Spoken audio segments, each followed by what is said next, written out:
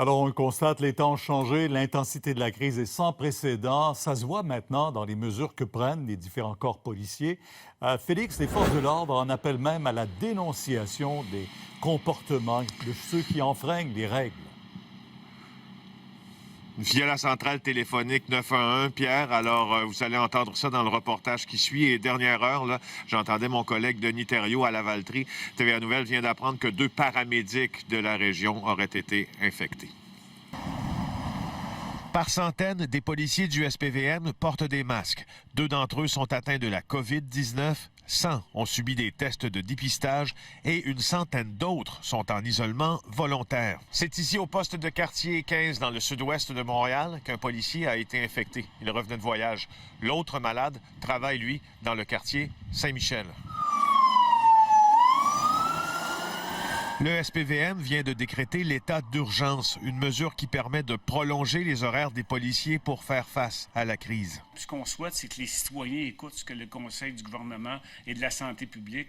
Puis on demande la même chose à notre personnel. Tout est en train de changer. Le SPVM encourage maintenant ceux qui seraient témoins d'un bris de confinement, de quarantaine ou de rassemblement de plus de 2 personnes à composer le 911. On encourage les gens à l'énoncer. Nos gens au 911, évidemment, sont présents, ont la capacité de répondre à l'ensemble des appels. On est en survie actuellement. 911, 911. TVA Nouvelle a obtenu l'enregistrement d'un appel au 911.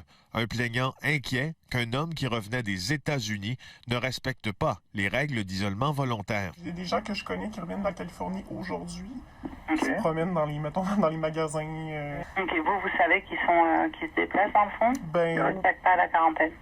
non, exact.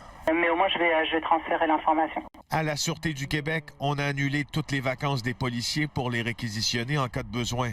Ailleurs, comme à Trois-Rivières et à Sherbrooke, on se prépare à faire de la sensibilisation. On va expliquer aux gens le pourquoi de notre intervention, que c'est important de ne pas faire de rassemblement, qu'on est face à une pandémie. Selon des sources policières bien informées, on rapporte que les scénarios d'isolement de régions entières du Québec est de plus en plus probable. Il a d'ailleurs été évoqué par le gouvernement de François Legault.